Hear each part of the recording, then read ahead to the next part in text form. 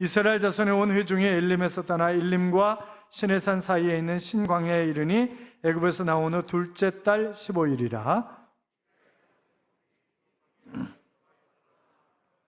이스라엘 자손이 그들에게 이르되 우리가 애굽 땅에서 고기가마 곁에 앉아 있던 때와 떡을 배불리 먹던 때에 여호와의 손에 죽었더라면 좋았을 것을 너희가 이 광야로 우리를 인도하여 내어 이 온 회중이 줄여 죽게 하는도다. 그때 여호와께서 모세에게 이르시되 보라 내가 너희를 위하여 하늘에서 양식을 비같이 내리니 백성이 나가서 일용할 것을 날마다 거둘 것이라. 이같이 하여 그들이 내 율법을 준행하나 아니하나 내가 시험하리라. 아멘. 우리 같이 인사하겠습니다. 주의 이름으로 잘 될 것입니다. 더 잘 될 것입니다. 끝없이 잘 될 것입니다. 예배 자리에 함께 하신 여러분, 하나님께서 동행하셔서 이 5월이 행복한 잘 되는 귀한 달이 될 줄로 믿습니다. 여러분, 개돼지라는 말을 들어보셨습니까? 아이, 저 개돼지 같은 이라고. 아마 누가 나한테 그걸 욕을 하면 바로 멱살 잡고 싸우자고 달려들 거예요. 지난 2016년 신문 기자들과의 회식 자리에서 교육부 정책기획관이 개돼지라고 하는 표현을 썼다가 파면되는 그런 사건이 있었습니다.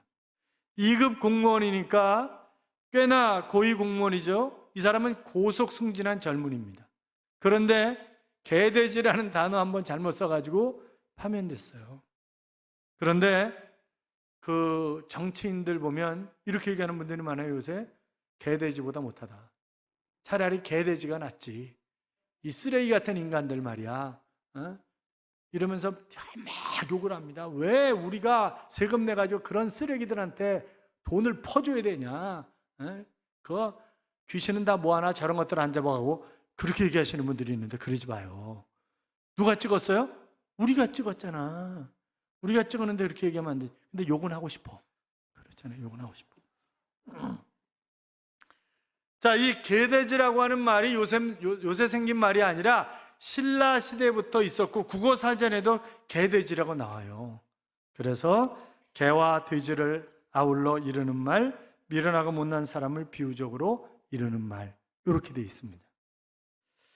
자, 개돼지는 진짜 개와 돼지를 뜻하기도 하지만 실상은 사람들을 비유한 그런 말이죠. 그러니까 이 미련하고 못돼 먹은 그런 사람을 개돼지라고 얘기를 하는데 개와 돼지가 얼마나 억울하겠어요. 여러분 생각을 해보세요. 그렇잖아요. 그런데 이 개돼지라고 하는 것이 성경에 나와요. 성경에. 마태복음 7장 6절에 보시면 거룩하는 것을 개에게 주지 말며 너희 진주를 돼지 앞에 던지지 말라. 그들이 그것을 발로 밟고 돌이켜 너희를 찢어 상하게 할까 염려함이라 그랬습니다. 여기 개돼지는 개나 돼지에게 귀한 거 주지 말라. 예수님이 하신 말씀이세요. 진짜 개와 돼지를 얘기하시려고 하는 것이 아니라 개, 돼지처럼 어리석고 분별력이 없는 그런 사람들을 지칭하는 그런 표현 아니겠습니까?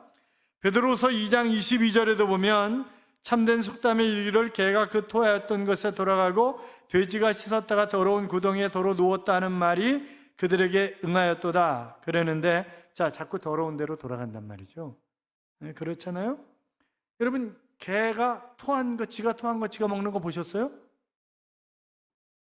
집에서 개를 안 키우시니까 잘 모르시는구나. 제가 어렸을 때 집에서 개를 키웠어요. 지가 토하고 지가 처먹어. 죄송해요. 처먹다 그래서.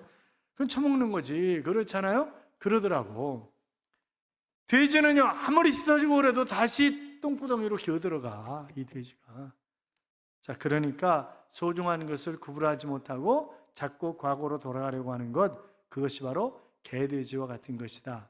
지금 이런 표현을 쓰고 있는 것입니다. 베드로서 2장 22절의 말씀이 나온 배경이 있어요.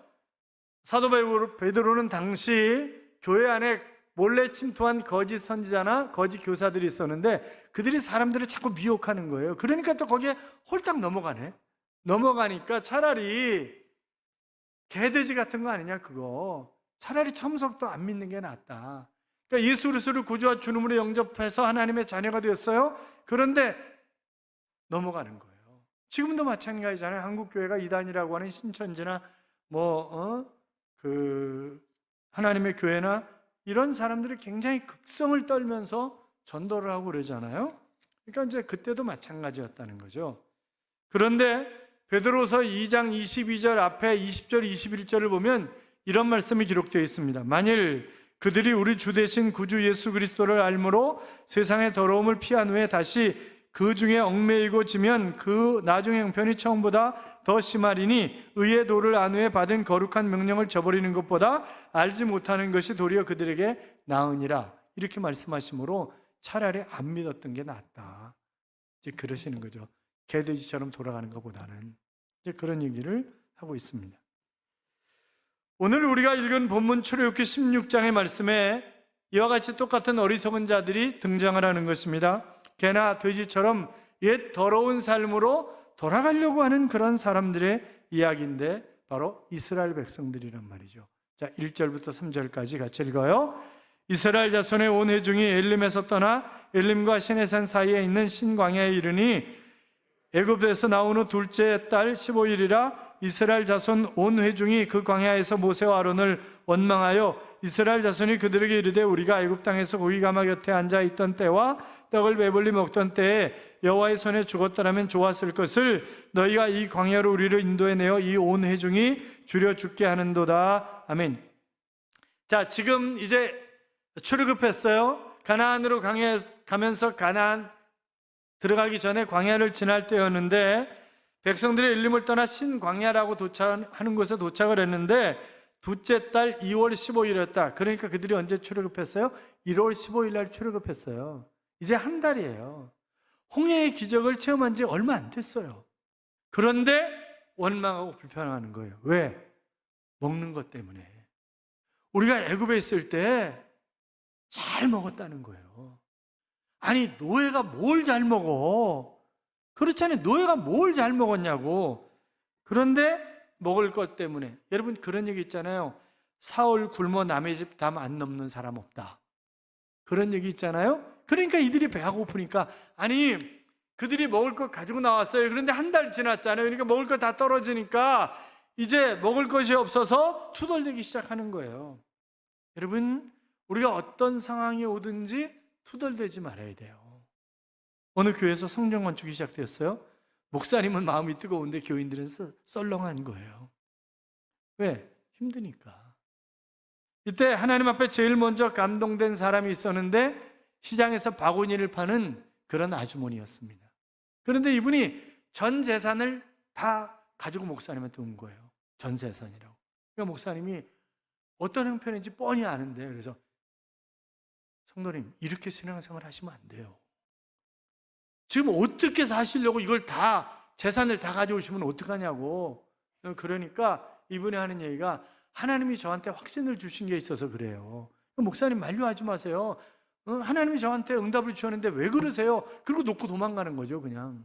그런데 막 안에서 기쁨과 찬송과 감사가 막 흘러넘치더라는 거예요. 그런데 길을 가는데 애가 하나 막 죽는다고 대골대골 굴르는 거예요. 그런데 성령의 음성이 가서 기도해줘라. 가서 기도해줘라. 그러는 거죠. 그래서 가서 기도를 했더니 얘가 거짓말처럼 순식간에 싹 나아버린 거예요. 별로 또 기분이 안 좋으시구나. 하여튼 남이 뭘 잘 되는 꼴을 못 봐. 하여튼. 얘가 그냥 난 거예요. 그리고 이 여자 성도님이 기도만 하면 다 낫는 거예요. 기도만 하면. 이거 막 사람들이 기도받으려고 줄을 서는 거죠. 그분이 누구냐? 기도의 어머니로 살았던 고 현신의 권사님이에요. 그러니까 여러분, 우리가 어떤 일이 있으면 충성하고 막 순종하고 그래야 되는 거지, 그게 내가 불평하고 원망하면 결단코 우리의 가나안 땅에 들어갈 수가 없는 것입니다. 자, 양식이 없다고 원망하기보다, 아니 홍해를 가르쳤던 하나님이신데, 구름 기둥 불 기둥으로 인도하시는 하나님이신데 그 하나님을 의지하면 그 하나님을 굶기시겠어요?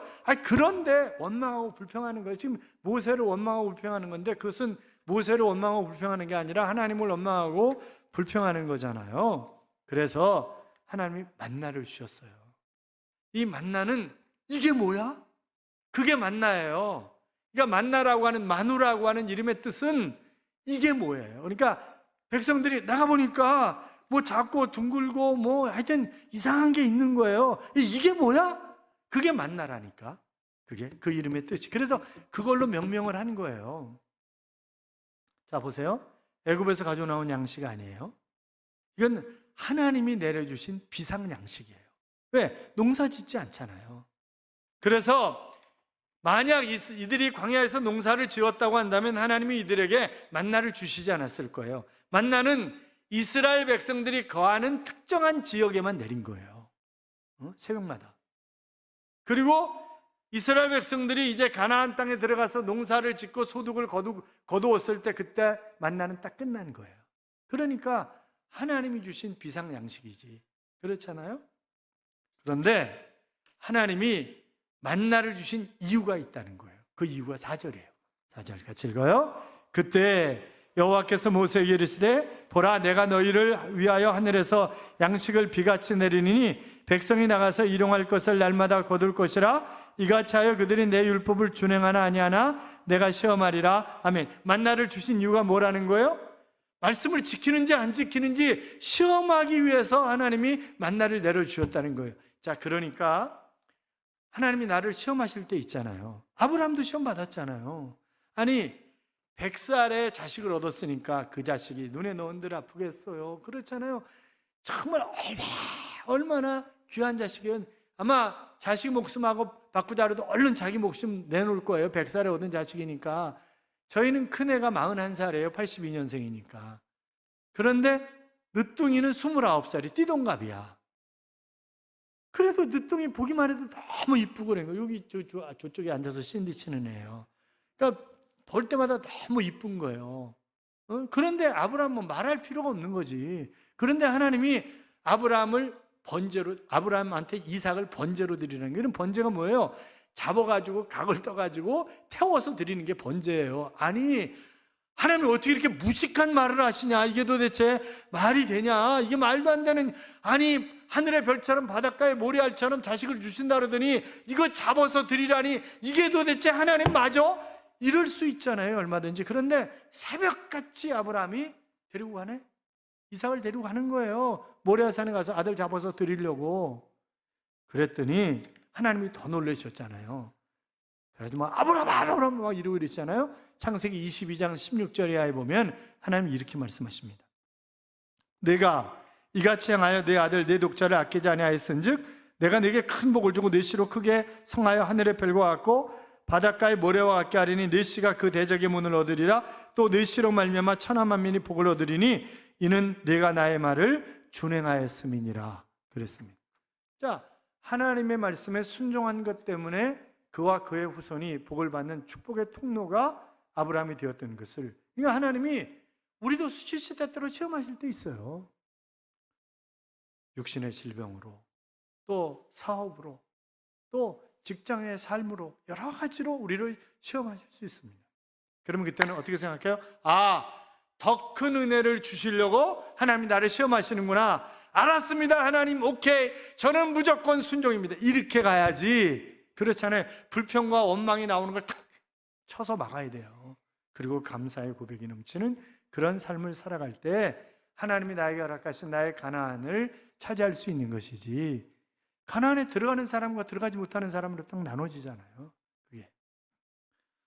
사랑하는 여러분, 우리가 잊어서는 안 되는 과거가 있습니다. 과거를 묻지 마세요. 그런 노래도 있지만, 그러나 과거를 잊으면 안 된다고요. 그러니까 하나님이 나를 사랑하셔서 하나님의 은혜로 내가 구원받은 것, 내 죄 때문에 예수 그리스도를 이 땅에 보내시고 십자가에 못 박혀 물과 피를 다 쏟으시면서 나를 사랑하신 것, 그건 잊으면 안 되는 거잖아요. 그런데 우리가 잊지 말아야 할 것은 얼른 잊어. 그리고 얼른 잊어버려야 할 거는 안 잊어버려. 하나님 그때도 저 힘들게 하셨잖아요. 꼭 보면 부인들이 꼭 그러잖아요. 남편한테 옛날 거 다 끄집어내. 당신 지난번에도 그랬잖아. 이러고. 자, 어떻든 지금 이스라엘 백성들 보면 한마디로 뭐냐면 그때가 좋았다는 거예요. 차라리 그때가 좋았다는 거예요. 그러니까 애굽에서 뭘 먹었다고 말도 안 되는 얘기를, 그래서 민수기에서도 보면 우리가 가마 곁에서 고기를 구먹고 배 터지게 부추와 뭐 상추와 호박과 오이와 이런 것들을 배 터지게 먹었는데, 노예가 무슨 배 터지게 먹었으면 배급받은 거지. 그렇잖아요. 그런데 그런 소리를 하고 있다고, 이게. 응? 우리는 안 그러나요? 아유, 차라리 그때가 좋았어. 예수, 지금 오늘 지금 놀러 가야 되는데, 꽃피는 봄에 지금 한창인데, 이제 이번 주 지나면 끝인데, 아이고, 교회 안 나가면 또 순장이 전화할 거고, 교구장이 찾아올 거고, 목사님 눈치도 봐야 되고, 아이고, 내가 왜 교회를 나갔던가? 그때가 좋았는데. 그러시는 분 없으세요? 옛날이 좋았는데, 옛날이 좋았다. 하지만 여러분, 그렇지 않아요. 이 사람들 왜 그래요? 노예 근성을 못 부린 거예요. 노예 근성을. 캐나다 빅토리아 대학의 브래들리 교수가 쓴 로마 제국의 노예와 주인이라고 하는 그런 책이 있습니다. 그러니까 로마 제국 때 대형 건축물들이 굉장히 많이 세워졌는데, 그것은 노예 노동력으로 가능했던 것이지. 그리고 물론 노예들한테, 제가 대학원에서 그 노예 문제를 가지고 이제 논문을 쓰고 그랬었는데, 특유재산이라는 게 있어요. 그러니까 노예들 가운데 똑똑한 노예들이 있어요. 이 똑똑한 노예들이 가정교사를 하는 거야. 그래가지고 주인의 아들이, 우리를 얘기하면 과거에 합격한다든지 이러잖아요. 그러면 자유를 주는 거예요. 풀어주는 거예요. 그리고 어떤 공을 세우면 이제 이 주인이 전쟁터에 나가야 되는데, 원래 노예는 전쟁터에 안 나가요. 그런데 주인이 전쟁터에 나가야 되는데 노예를 대신 내보내. 합격한 공을 세웠어. 그러면 자유인으로 풀어주는 거예요. 그리고 재산을 좀 주는 거예요. 그래서 특유재산이라고 있어요. 그런데 소수야. 다수는요, 아니야. 그리고 평생 노예로 살았기 때문에 자기가 자유인이 되었다 할지라도 다시 찾아와, 주인한테. 그래가지고 제발 먹여주고 재워주기만 하면 되니까 자기를 노예로 삼아달라는 거예요. 왜? 그전에는 주인이 다 시키는 것만 하면 됐었잖아요. 그런데 자기가 모든 것을 헤쳐나가야 되니까 이게 힘든 거예요. 그래서 노예로 다시 돌아오는 거예요. 마찬가지로 지금 애굽으로 돌아가잖아요. 왜 우리를 여기서 굶겨 죽이냐? 지난번에 또 물에 빠져 죽이려고 하느냐? 그러더니 이번에는 또 굶겨 죽이려고 그러냐? 이러고 아우성을 치는 거예요. 그런데 자, 아우성 치니까 하나님이 만나 주셨어요. 그 만나 주신 이유가 뭐라 그랬어요? 테스트하기 위해서 만나를 주신 거다. 그러면 어떤 테스트냐? 자, 16절부터 18절까지 같이 읽어요. 여호와께서 이같이 명령하시기를, 너희 각 사람은 먹을 만큼만 이것을 거둘지니 곧 너희 사람 수요대로 한 사람이 한 오멜씩 거두되 각 사람이 그의 장막에 있는 자들을 위하여 거둘지니라 하셨느니라. 이스라엘 자손이 그같이 하였더니 그 거둔 것이 많기도 하고 적기도 하나 오멜로 되어본 즉 많이 거둔 것도 남음이 없고 적게 거둔 것도 부족함이 없이 각 사람은 먹을 만큼만 거두었더라. 아멘. 자, 한 사람이 한 오멜 거두는 거예요. 한 오멜은 2.4리터예요. 그런데 거두는데 이렇게 생각하는 사람 있잖아요. 하나님 내일 안 주시면 어떡해. 그러니까 오늘 있는 대로 긁는 거야. 있는 대로 긁는 거야. 막 있는 대로 긁어요. 막. 좀 게으른 사람도 있잖아요. 뭐 일 때문에 좀 늦게 나와서 이거를 좀 조금밖에 먹고. 그런데 대빵 해놓고 재면 똑같아. 희한하게 넣고 재면 똑같은 거예요, 이게. 그러니까 하나님이 참 기가 막히게. 그리고 또 남기잖아요. 남기지 말라 그러셨어요? 그런데 남겼어. 좀 오늘 아꼈다가 내일 어떻게 될지 모르니까 좀 남겨놔야지. 그러면 바로 벌레가 생겨. 그리고 냄새가 나. 먹을 수가 없는 거예요. 왜? 하나님의 비상식량이잖아요, 그게. 여러분, 왜 테스트 하시는 거예요? 왜 하루치만 거두라는 거예요? 왜 매일같이 하루치만 거두라는 게 뭐예요? 매일매일 삶을 하나님이 책임져 주시겠다는 거예요. 내가 이것을 믿느냐? 이것을 지금 테스트하고 계시는 거예요. 그러니까 오늘 먹여주시는 하나님, 내일도 모레도 하나님이 내 인생을 책임져 주실 것이다 라고 하는 그런 믿음이 있는가 없는가를 하나님이 테스트하고 계시는 거라고요. 그런데 그거 못 믿어. 그래가지고 막 아껴서 남기면 벌레가 먹어. 그런데 단 안식일 전날만 이틀치를 거두는 거예요. 그러면 그건 또 안 썩어. 냄새도 안 나. 벌레도 안 생겨. 왜? 안식일 날은 온전히 지켜야 되니까. 그거 거두러 가는 게 아니니까. 그러니까 안식일 전날만 이틀치를 거두는 거예요. 그러니까 참 기가 막힌 하나님이다. 그렇게 우리가 볼 수 있습니다. 사랑하는 여러분, 하나님이 테스트하시는 이유를 우리가 분명히 기억하자고요. 하나님이 내 삶을 책임져 주신다라고 하는 그런 의식이 분명하면 하나님이 그 사람의 삶을 책임져 주시는 것입니다. 사랑하는 여러분, 우리가 종종 하나님과 거래할 때가 있어요. 하나님, 이번에 복을 주시면 제가 틀림없이, 저는요 그 전에 기도하다가 제가 좀 일찍 나가잖아요. 일찍 새벽 기도 나오고 일찍 나가요. 깜짝 놀랐어요. 하나님, 오늘 복권을 삽니다. 당첨되게 해주세요. 그러면 제가 11조가 아니라 10의 5조를 드리겠습니다. 하나님도 이익이잖아요. 교회도 이익이잖아요. 그러니까 당첨되게 해주세요. 꿀밤을 한 대 주고 지나가고 싶더라고요. 그러니까 그런 건 아니잖아요. 그거는 아니지. 그렇잖아요. 거래를 해. 하나님 뭐라 그러세요? 네가 먼저 드려. 하나님은 항상 네가 먼저 드려. 근데 우리는 먼저 주세요. 그러면 제가 할게요. 아니, 네가 먼저 드려. 하나님 그렇게 얘기하시는 거예요. 여러분, 하나님과 거래가 되겠어요? 거래가 안 되는, 그건 거래할 수가 없는 거예요. 참 안타까운 것은 이스라엘 백성들이 하나님의 테스트에 합격하지 못했다고 하는 사실입니다. 이들은 하나님의 순종의 테스트에 합격하지 못했고, 그래서 만약 그들이 순종했다고 한다면 만나와 메추라기뿐만이 아니라 더 놀라운 것을 주시지 않았겠어요? 그런데 그들이 불합격된 거예요. 사랑하는 여러분, 아브라함처럼 하나님이 테스트하실 때 합격하셔서 축복의 통로로 쓰임받는, 그래서 여러분 때문에, 여러분의 후손이 여러분 때문에 수십만, 수천만, 수억이 먹고 사는 그런 놀라운 역사가 일어날 수 있기를 주님의 이름으로 축원합니다. 이런 찬양이 있죠. 하나님 한 번도 나를 실망시킨 적 없으시고 언제나 공평과 은혜로 나를 지키셨네. 오신실하신 주, 오신실하신 주, 내 너를 떠나지도 않으리라, 내 너를 버리지도 않으리라.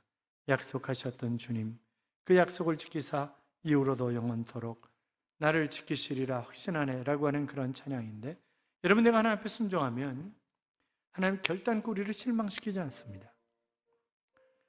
우리가 되돌아보면 주님의 손길이 미치지 않은 것이 아무것도 없습니다. 신실하신 하나님, 나를 지키시겠다고 약속하신 하나님, 그 하나님을 의지하며 순종의 테스트에 합격하는 그런 삶을 통해서 축복의 통로로 쓰임 받으시기를 주님의 이름으로 축복합니다.